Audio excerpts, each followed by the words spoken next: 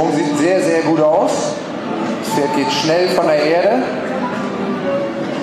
Springt hinten gut mit. Ist ein ganz anderes Pferd, als wir gerade eben gesehen haben. Stark, stabiler. Ein bisschen mehr französischer für mich geprägt als Typpferd.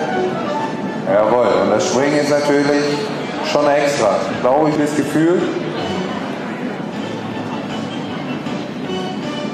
Boah.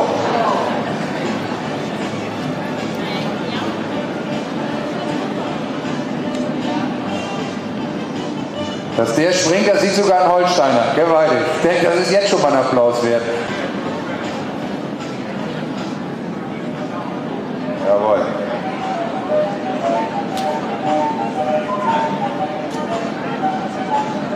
Galoppieren.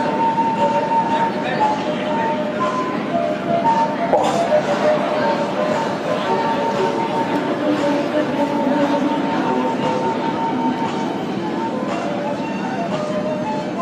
Vom Feinsten. Ich weiß nicht, wollt ihr noch mehr oder?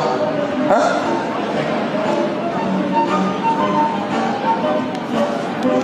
Jetzt klatschen wir. Super.